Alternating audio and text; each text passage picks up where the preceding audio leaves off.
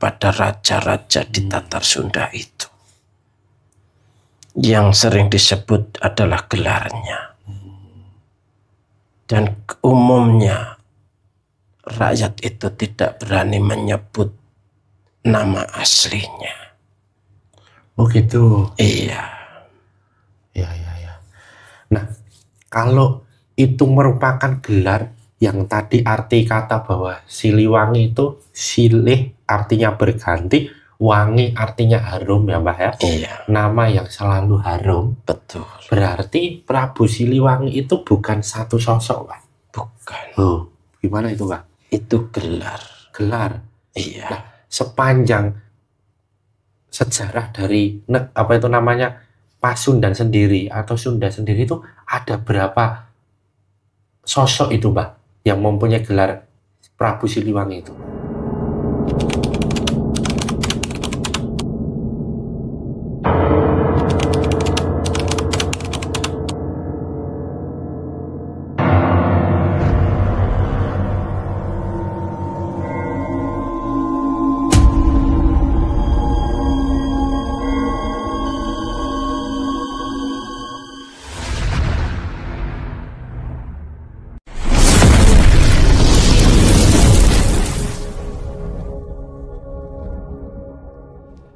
Assalamualaikum warahmatullahi wabarakatuh. Alhamdulillah wa syukurillah wa nikmatillah wa la haula wa la quwata illa billah. Allahumma sholli ala sayyidina Muhammad wa ala ali sayyidina Muhammad. Kembali lagi ke channel Pak Depokan Bledek dengan saya Mbah Haris dan rekan saya Pak Amsir. Kami mengucapkan terima kasih kepada semua subscriber Pak Depokan Bledek, penonton setia YouTube channel Pak Depokan Bledek yang sudah menonton video-video yang ada di Pak Depokan Bledek. Baik saudara-saudara kita yang ada di dalam negeri maupun di luar negeri, fans-fans Pak Depokan Bledek baik di alam nyata maupun alam gaib, kami mengucapkan terima kasih yang sebesar-besarnya. Dan kami mohon maaf apabila belum bisa membalas satu persatu komentar dari subscriber Pak Depokan Bledek karena keterbatasan waktu dari kami. Semoga subscriber Pak Depokan Bledek yang saat ini Allah sedang uji dengan sakitnya, baik itu diri subscriber Pak Depokan Bledek sendiri maupun orang-orang tersayang dari subscriber Pak Depokan Bledek yang sekarang Allah uji dengan sakit, baik sakit medis maupun sakit non medis. Semoga segera Allah sembuhkan, Allah berikan obat, dan Allah kuatkan lahir maupun batin. Amin amin ya rabbal alamin. Dan tentunya nanti setiap sakit yang dialami oleh subscriber Pak Depokan Bledek semoga menjadi penggugur dosa dari subscriber Pak Depokan Bledek. Amin amin ya rabbal alamin. Bagi subscriber Pak Depokan Bledek yang saat ini sedang mempunyai masalah atau sedang terlibat dalam suatu masalah, semoga segera Allah berikan jalan keluar. Apapun itu masalahnya, Allah berikan jalan keluar dari manapun arahnya dan bagaimanapun caranya, itu semoga itu yang terbaik dari Allah Subhanahu wa Ta'ala. Amin amin ya rabbal alamin. Bagi subscriber Pak Depokan Bledek yang saat ini sedang mempunyai hajat, apapun itu hajatnya yang tentunya tidak bertentangan dengan syariat, hajat untuk subscriber Pak Depokan Bledek sendiri maupun keluarga maupun saudara maupun orang tua, semoga segera Allah kabulkan hajatnya. Allah berikan jalan untuk hajat itu terkabul. Amin amin ya rabbal alamin. Bagi subscriber Pak Depokan Bledek yang saat ini masih sendiri, belum mempunyai pasangan, atau sudah pernah mempunyai pasangan tetapi sekarang sendiri lagi, semoga segera Allah datangkan pasangan, datangkan calon istri, calon suami yang soleh dan solehah, yang nanti bisa membersamai subscriber Pak Depokan Bledek dalam ibadah sepanjang hidupnya, langgeng sampai maut memisahkan. Amin amin amin. Bagi subscriber Pak Depokan Bledek yang sudah berkeluarga tetapi belum mempunyai momongan, semoga segera Allah karuniakan di tengah-tengah subscriber Pak Depokan Bledek momongan anak yang sehat jasmani maupun rohani, yang kuat lahir maupun batin, yang nantinya bisa menjadi anak yang soleh dan soleha dan mengangkat derajat kedua orang tuanya baik di dunia maupun di akhirat. Amin, amin, amin. Serta bagi keluarga sabar Padepokan Bedek yang sudah mempunyai anak, semoga anaknya menjadi anak yang soleh dan soleha, anak yang cerdas dan pandai ilmu dunia dan ilmu akhirat, anak yang taat kepada Allah, taat kepada agama Allah Islam, taat kepada kedua orang tuanya, bermanfaat bagi nusa bangsa dan agama, serta dapat mengangkat derajat kedua orang tuanya baik di dunia maupun di akhirat. Amin, amin, ya rabbal alamin. Keluarga Sapleh Padepokan Bedek senantiasa dalam kebahagiaan, dalam rezeki yang melimpah, kebarokahan, jauh dari bala, jauh dari bencana, jauh dari penyakit, dan Allah jaga sampai yaumil akhir. Amin, amin, ya rabbal alamin. Semoga keluarga Sapleh Padepokan Bedek sakinah, mawaddah, warahmah. Amin, amin, ya rabbal alamin. Kali ini saya masih ditemani oleh Pak Kamsir. Bagaimana kabarnya Pak Kamsir? Alhamdulillah. Alhamdulillah ya, setelah Lebaran kembali lagi ke aktivitas ya Pak Kamsir ya. Kita bertemu lagi setelah hampir 1 minggu lebih ya. Saya terutamanya pulang kampung ya, gitu ya. Nah, ini saya bertemu dengan Pak Kamsir lagi. Kali ini kita akan mencari tahu ya Pak Kamsir, salah satu raja terbesar yang pernah dimiliki oleh Nusantara ini, yang merupakan leluhur dari Pasundan, orang-orang Sunda yaitu Prabu Siliwangi. Nah, siapa sebenarnya sosok dari Prabu Siliwangi? Apakah Prabu Siliwangi ini adalah sebuah gelar seperti dulu orang Jawa mempunyai raja bernama Prabu Brawijaya ya? Kan itu kan ada 1, 2, 3, 4 ya Pak ya? Apakah seperti apa sebenarnya sosok sebenarnya dari Prabu Siliwangi itu seperti apa, dan bagaimana beliau dulunya merupakan raja yang hebat, yang melahirkan keturunan-keturunan yang hebat, dan tentunya sekarang ini yang kita bisa rasakan salah satu provinsi yang paling besar penduduknya adalah Jawa Barat, dan peninggalan-peninggalan dan rahasia-rahasia yang ada di dalamnya sungguh luar biasa ya Pak Kamsir. Nah, untuk itu tanpa perlu berlama-lama lagi, sudah siap Pak Kamsir? Saksikan video selengkapnya.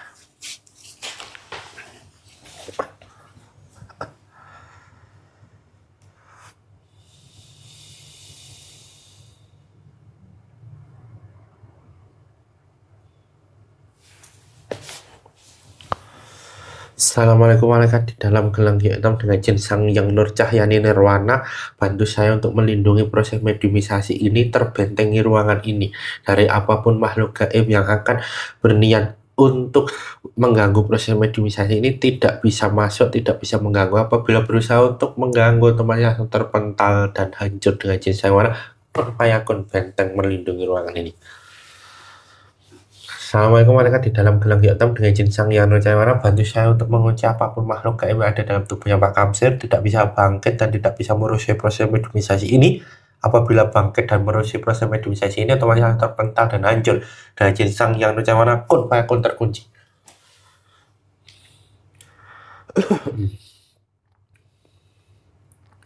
Assalamualaikum warahmatullahi wabarakatuh. Di dalam gelang hitam dengan jin Sang Yang Nur Cahyani Nirwana, bantu saya menarik makhluk gaib muslim yang mengetahui tentang sosok sebenarnya dari Prabu Siliwangi, tertarik ke tangan saya.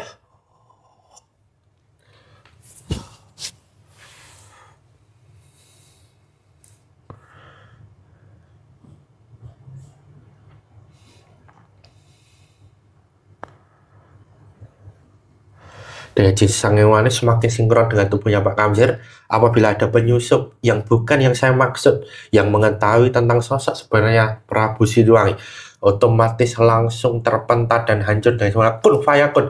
Dibersihkan semua. Hanya sosok yang mengetahui sosok sebenarnya dari Sang Prabu Siliwangi. Dari jin Sang Warna kun fayakun.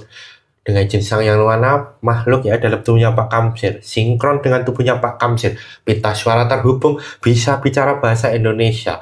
Semua pengetahuannya dengan jinsang yang tercawana, semua pengetahuannya sinkron dengan pengetahuan Pak Kamsir, terbuka sekarang juga dengan nyurah kun fayakun. Assalamualaikum warahmatullahi wabarakatuh. Waalaikumsalam warahmatullahi wabarakatuh. Sampurasun. Rampes. Ini dengan siapa ini saya berbicara sebelumnya? Saya dari Gunung Padang. Oh, dari Gunung Padang? Iya. Nih, atur nuwun. Sampun sudah datang kepada Padepokan Beden ya, Pak. Tadi sudah mengucapkan salam, artinya sudah muslim. Iya, alhamdulillah. Alhamdulillah. Kalau boleh tahu terlebih dahulu untuk syahadatnya terlebih dahulu, Pak. Bismillahirrahmanirrahim.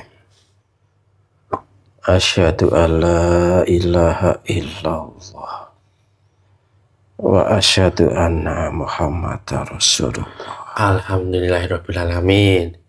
Ini yang memuslimkan siapa, Mbak, kalau boleh tahu? Murid beliau. Murid beliau. Beliau siapa ini? Sang Hyang Nurjaya Ning Nirwana. Oh, alhamdulillahirrahmanirrahim ya. Nah, sebelumnya terima kasih ya Mbak ya sudah datang ke Padepokan Beden dan mohon maaf apabila telah mengganggu waktunya Mbak di dalam bertugas di Gunung Padang ya Mbak ya. Iya, tidak apa-apa. Ini Padepokan Beden ini sekarang sedang mempunyai mencari tahu lah ya Pak tentang legenda dari sosok sebenarnya dari Prabu Siliwangi ya Pak. Iya. Artinya secara tidak langsung Mbah untuk diizinkan dan mengetahui sosok sebenarnya dari Prabu Siliwangi. Iya. Alhamdulillahirrahmanirrahim. Nah, boleh untuk dijelaskan kepada kita semua Mbah sebenarnya sosok Sang Prabu Siliwangi itu seperti apa? Iya, begini ya. Jadi para raja di Tatar Sunda itu sangatlah bijaksana dan tidak mau untuk disanjung-sanjung. Dan beliau-beliau itu tidak mau mengunggul-unggulkan akan dirinya.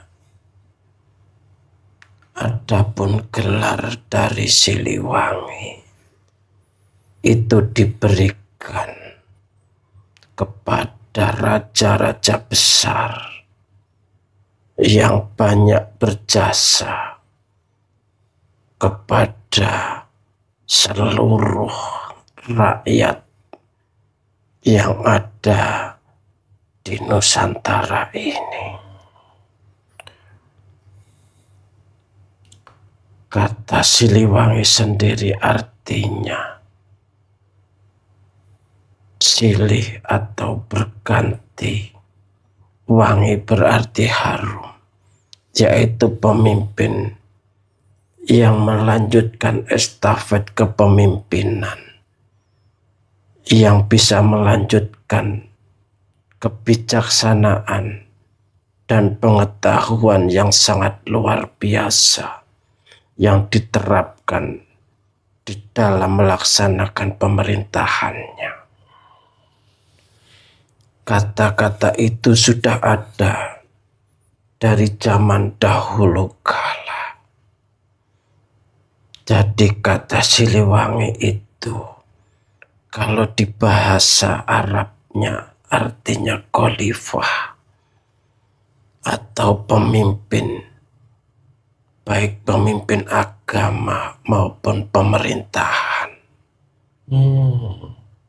Dan itu gelar bukan hanya satu orang saja. Jadi dari dulu kata Siliwangi itu sudah ada bahkan sebelum kerajaan Pajajaran berdiri pun kata-kata itu sudah ada. Permasalahannya banyak berita yang tidak sesuai dengan kenyataan sekarang. Apabila disebutkan bahwa Prabu Siliwangi itu adalah yang berkuasa bersamaan dengan kerajaan Majapahit, bukan itu. Beliau memang mempunyai gelar itu, tapi sebelumnya leluhur beliau pun mendapatkan gelar yang sama. Jadi kalau umpamanya di Jawa pun seperti itu. Dari zaman ke zaman gelar-gelar itu sudah ada. Dan itu diberikan kepada beliau-beliau yang merupakan raja besar, yang sangat dikagumi oleh rakyatnya, yang sangat disayangi oleh rakyatnya, yang namanya selalu harum sepanjang sejarah, dari dahulu hingga sekarang. Iya. Berarti sosok yang mempunyai manfaat yang luar biasa, terutama di tataran Sunda gitu ya Mbak ya? Iya. Pemimpin di tataran Sunda ini. Tatar Sunda. Nah, tadi kan Mbak menyebutkan bahwa dalam bahasa Arab ini, Iya. nah itu bisa dijabarkan makna, kan kalau dulu kan belum mengenal apa itu bahasa Arab ya Pak? Iya. Nah itu seperti apa itu Pak? Bahasa Arab itu setelah masuknya ajaran Islam ke tanah Nusantara ini, jadi sama saja sebenarnya.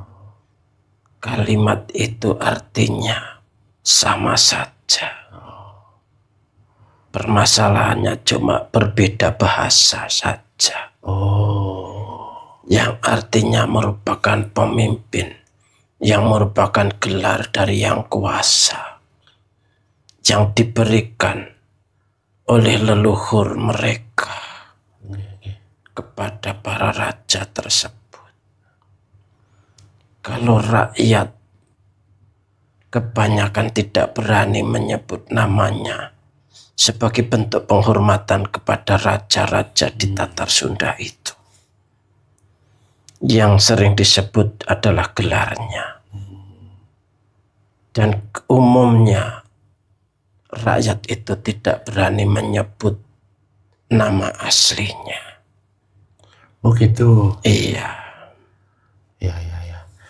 Nah, kalau itu merupakan gelar yang tadi arti kata bahwa Siliwangi itu silih artinya berganti, wangi artinya harum ya Mbak ya? Iya. Nama yang selalu harum. Betul. Berarti Prabu Siliwangi itu bukan satu sosok Pak?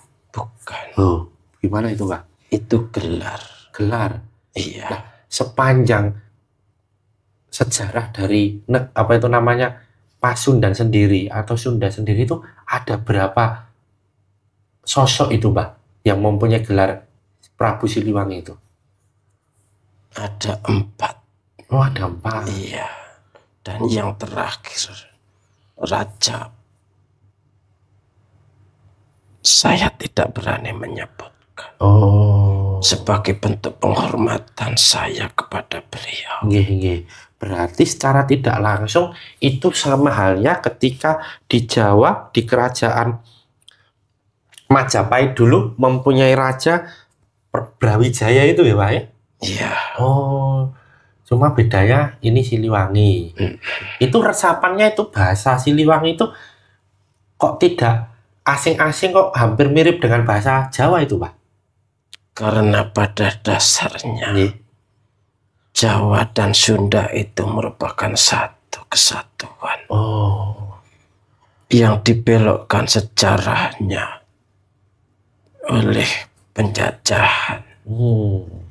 Banyak sejarah yang dibentur-benturkan supaya kita saling beradu dan tidak mau untuk saling bersatu.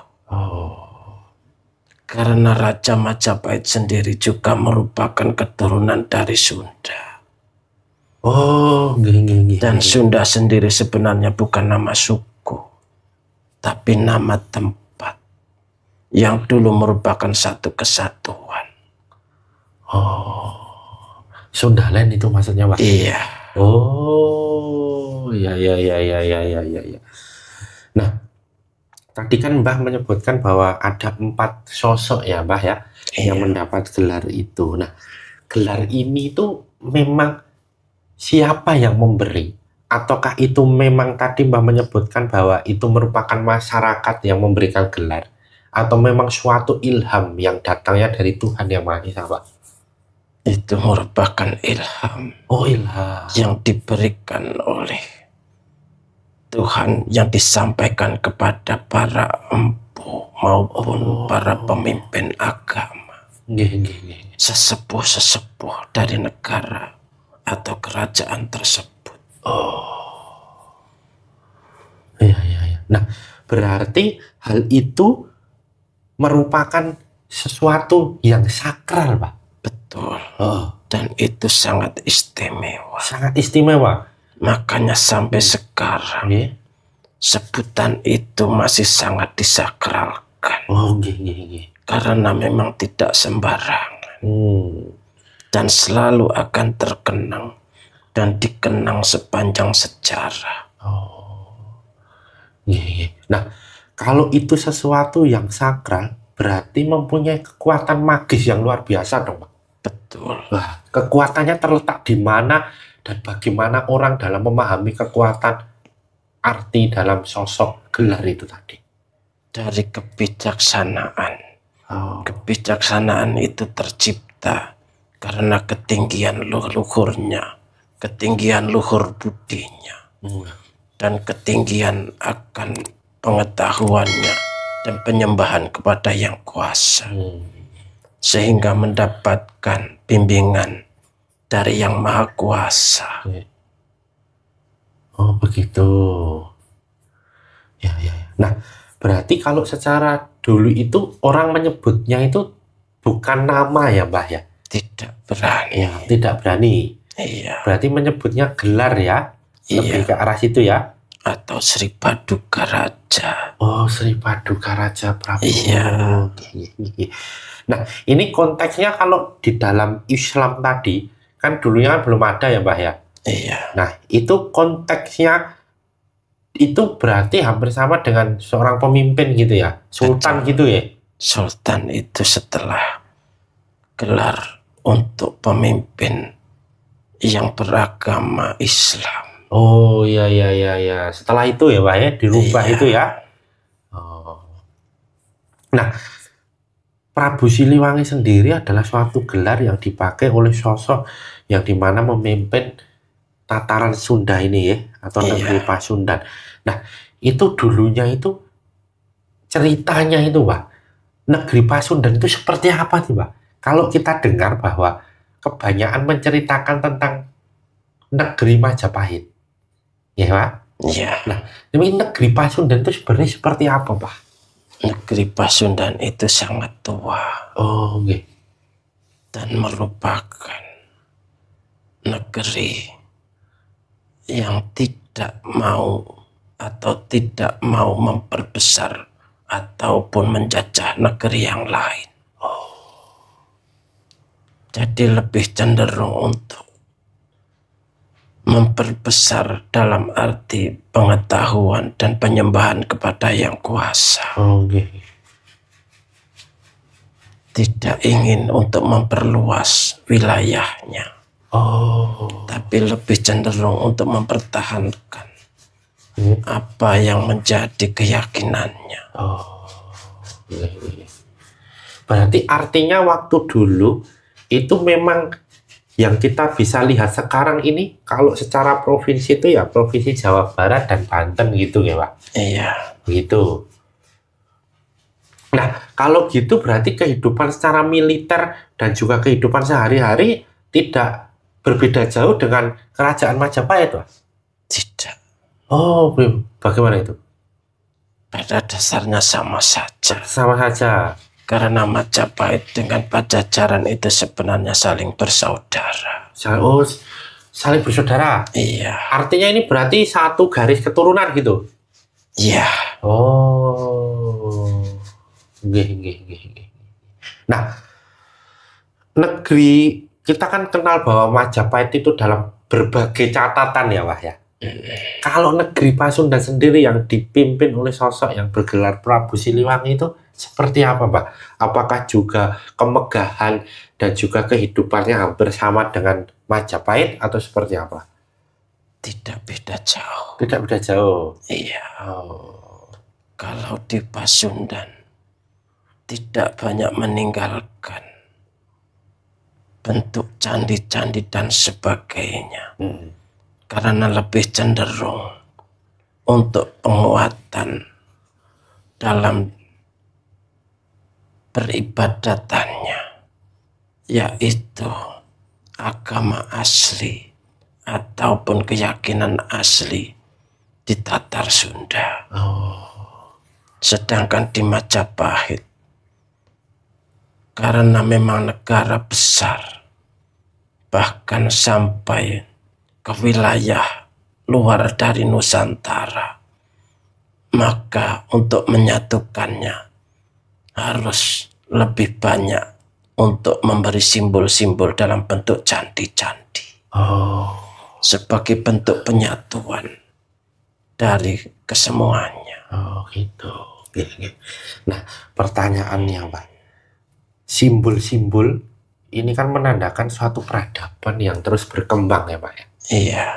Nah, kalau kita lihat peradaban Majapahit dengan berbagai peninggalan yang ada di Trowulan ya, ditemukannya banyak peninggalan situs-situs. Nah, ini kok Pasundan sendiri ini kok jarang ditemukan ini, Pak?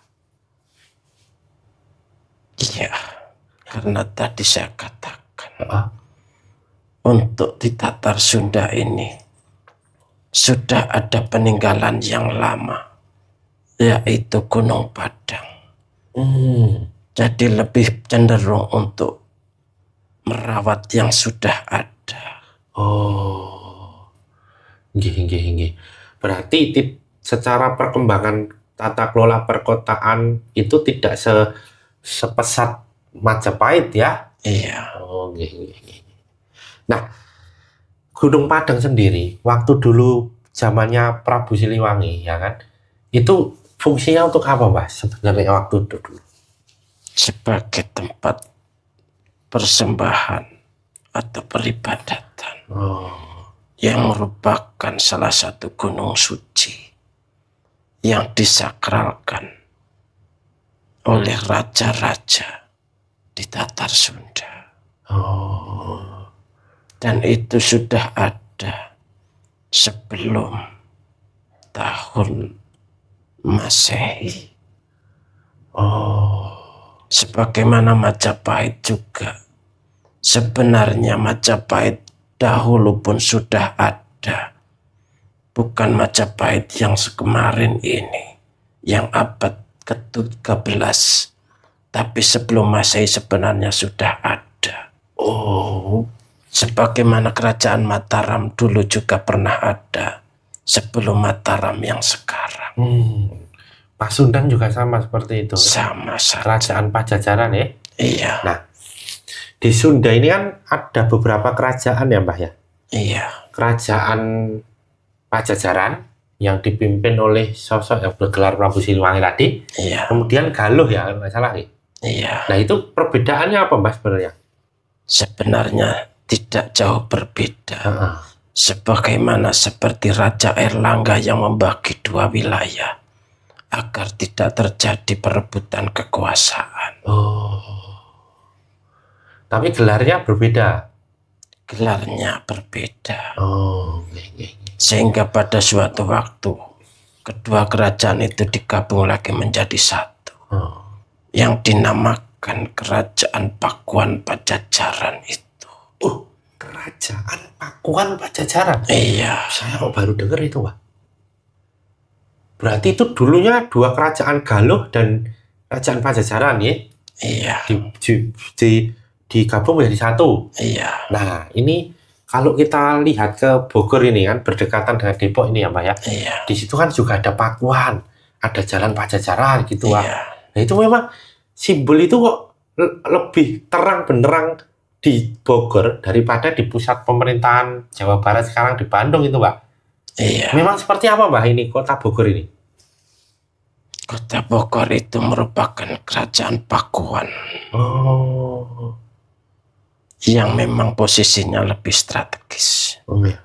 Dan lebih banyak dikenal. Kalau Pajajaran sendiri di mana, Pak? Pajajaran sendiri ada di Pakuan itu. Karena Pajajaran itu adalah sebutan agar supaya tidak terjadi perebutan atau perbedaan, maka dinamakan Pajajaran, yang artinya sejajar. Oh iya ya. Berarti semua mempunyai makna ya, Mbak ya? Iya. Iya. Nah, raja terakhir dari Pajajaran artinya Prabu Siliwangi yang terakhir ya, Mbak ya. Nah, itu kan sering digambarkan dalam banyak foto, kemudian ilustrasi, itu sering digambarkan diapit oleh dua maung, ya kan? Iya. Maung ini ya, maung Buddha ya, Mbak ya, artinya harimau putih ya. Iya. Itu memang dulunya ada hubungan histori yang sangat melekat ya, Mbak, antara harimau putih atau maung Buddha sih dengan Prabu Siliwangi atau sosok yang bergelar Prabu Siliwangi itu? Itu merupakan pengawalnya. Oh.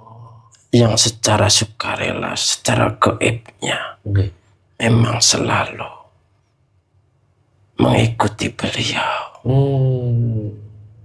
Karena memang semuanya tunduk kepada beliau. Nah, tadi Prabu Siliwangi mempunyai gelar seperti itu dan menjadi pemimpin dari rakyat Pasundan.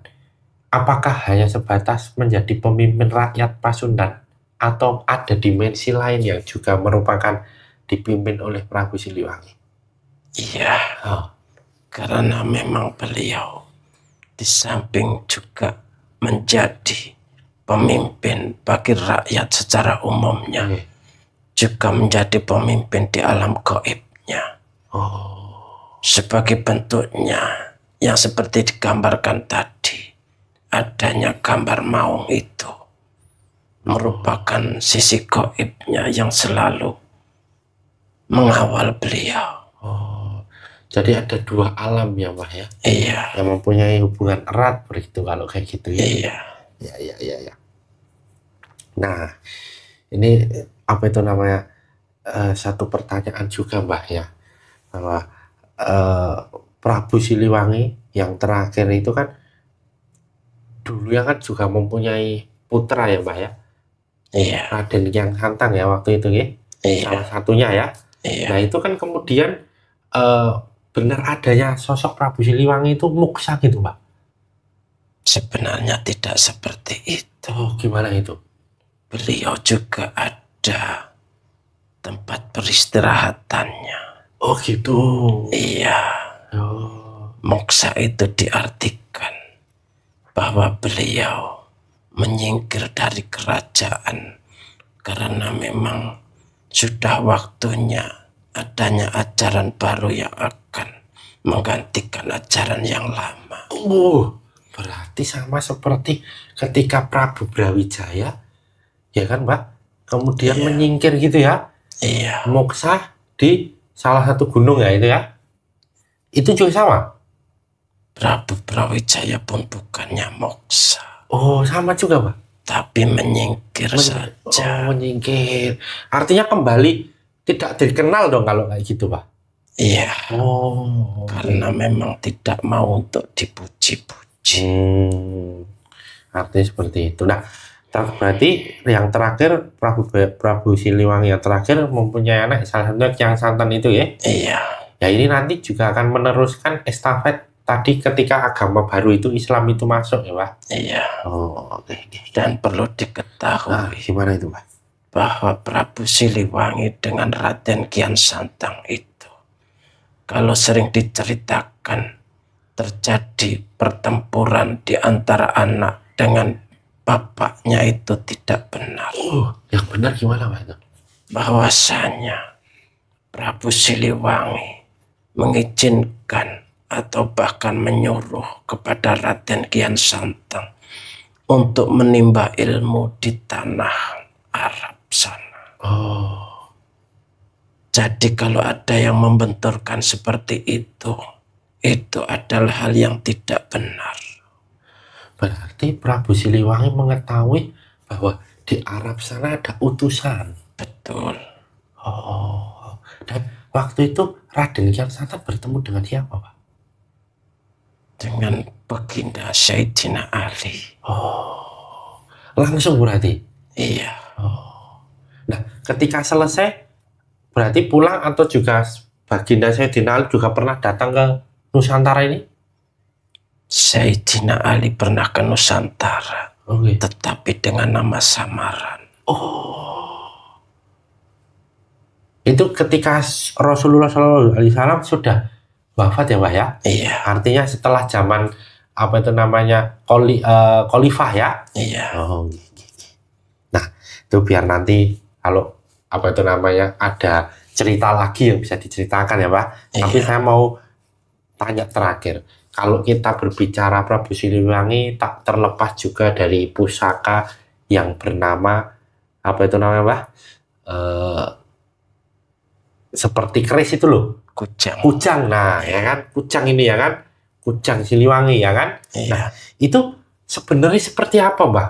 Pemaknaan Kujang Siliwangi itu atau ada historinya seperti apa itu? Kujang itu merupakan simbol. Simbol bagi penguasa di tanah Nusantara. Karena sebenarnya kujang itu ada beberapa, tidak cuma satu. Dan yang diberikan kepada raja itu juga berbeda. Yang dipegang oleh para empu juga berbeda dengan yang dipegang oleh para prajurit. Dan perlu diketahui juga bahwa kujang itu bukan hanya di Tatar Sunda. Bahkan Raja Majapahit pun punya kujang. Dan Raja Sunda pun punya keris. Ada Jadi, itu Pak? Iya. Tapi berita itu selalu ditutupi. Karena supaya untuk banyak membedakan, untuk dibenturkan. Ternyata itu bahan untuk dibenturkan ya Pak? Iya. Padahal itu kan sebenarnya satu leluhur ya kan? Iya. Tapi kan bentuknya kan berbeda Pak. Kalau keris itu kan ada yang lurus dan mempunyai luk-luk ya kan? Iya. Taruh kujang ini kan kayak seperti celurit atau apa itu ya? Iya. Nah itu memang ada memaknanya sendiri kalau kujang itu. Permaknanya ada dalam lubang itu sendiri. Iya. Ada lubang 1, lubang 4, dan lubang 9 yang merupakan simbol bagi pemimpin tertinggi. Berarti semakin banyak lubang semakin kastanya kalau semakin dibilang kasta tertinggi. Ageman yang digunakan ya Pak. Iya. Sesuai dengan apa itu namanya status ya pada saat itu Iya. Nah, apa yang mau diceritakan lagi terhadap sosok Prabu Siliwangi ini Pak? Yang tentunya kita ternyata dianggapan oleh masyarakat itu seperti ini, tapi ternyata seperti ini gitu. Ada nggak? Yang itu tadi yang dikatakan keris itu ya, bahwa Prabu Siliwangi muksa. Yang muksa itu ataupun berperang dengan Raden Kian Santang itu tidak benar. Nah, berarti antara Majapahit dan Pasundan dan dulu Patih Gajah Mada berarti tidak ada peperangan antara keduanya dong Pak? Tidak. Nah itu kenapa kok bisa terjadi? Ini suatu pembelotan yang luar biasa kalau itu bukan ya? Bukan. Itu gimana itu? Terakhir itu, Pak? Karena memang sebenarnya ingin menyatukan dari saudara yang sudah terpisah. Dan kejadian itu sebenarnya tidak ada. Prabu Siliwangi pun sebenarnya tidak ada pertentangan dengan Patih Gajah Mada. Ataupun Raden Wijaya ya waktu itu ya? Prabu Hayam Wuruk. Hayam Wuruk ya kan? Iya. Prabu Hayam Wuruk ya? Iya. Berarti itu tidak benar, Wah, apa yang selama ini diceritakan itu? Tidak ada. Yang sebagai bukti, tidak ada satupun prasasti yang menyebutkan adanya perang di Bubat itu. Iya, Bubat itu ya, Pak ya? Iya. Berarti secara tidak langsung itu yang menciptakan hoak itu siapa, Pak? Itu berita hoak itu? Itu orang yang punya kepentingan untuk menjajah negeri Nusantara ini. Belanda waktu dulu, Pak, berarti ya? Iya. Walaupun Belanda sendiri tidak semuanya yang mempunyai sikap seperti itu. Siap. Nah, ada mau yang mau sampaikan ataupun pesan-pesan yang disampaikan kepada kita semua ini, Mbak, supaya sejarah Nusantara itu lurus gitu, Pak, ya kan? Dan pesan-pesan supaya kita itu kuat dalam sekarang menghadapi problematika dan kehidupan bangsa yang semakin lama ini semakin berat ini, Pak. Iya. Monggo, Pak, pesan-pesannya.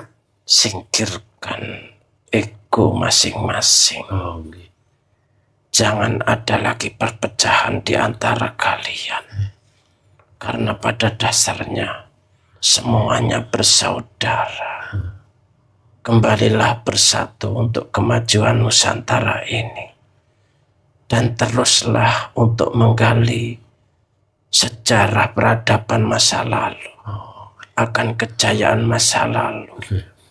Untuk kita pakai membangun negeri yang baru. Negeri Nusantara yang akan menghadapi puncak kejayaannya nanti. Apabila kita semua bisa bersatu padu. Amin ya, Pak ya.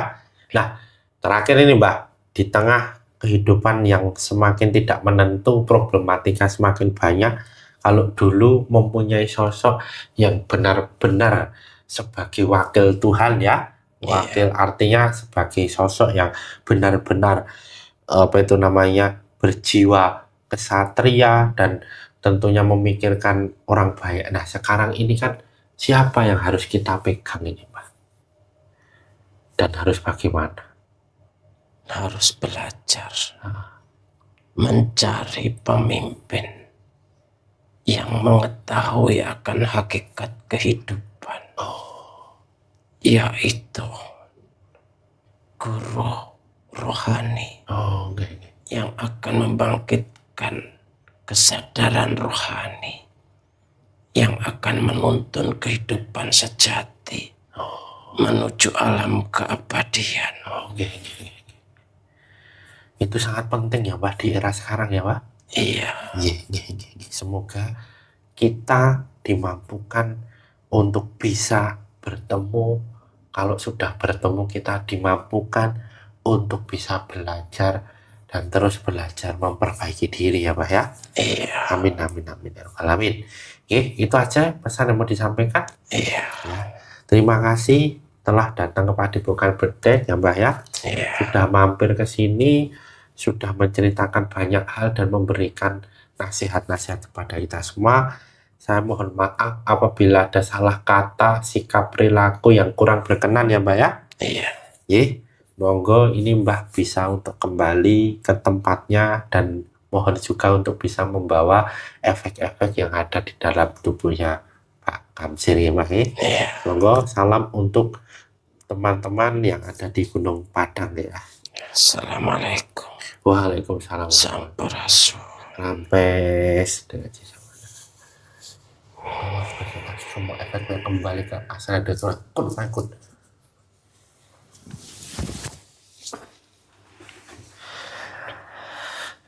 Ya, alhamdulillahirrahmanirrahim. Sabar Padepokan Bedek yang masih menonton tayangan ini, tadi kita sudah sama-sama mendengarkan dan menyaksikan sosok sebenarnya dari Prabu Siliwangi itu seperti apa dan bagaimana di dalam tadi membangun kerajaan dan juga hubungan dengan kerajaan luar, terutama dengan kerajaan Majapahit. Semoga bisa menambah manfaat untuk kita semua. Satu pesan penting untuk kita semua bahwa kebenaran mutlak milik Allah, kesalahan dan kehilapan milik kita sebagai hambanya. Jadilah penonton yang bijak yang menonton video dari awal sampai akhir sehingga tidak gagal paham, serta ada manfaat dan hikmah yang dapat dipetik. Saya dan Pak Ngemsir mohon maaf apabila selama video ini berlangsung ada salah kata, sikap, perilaku yang kurang berkenan di hati Sahabat Padepokan Bedek.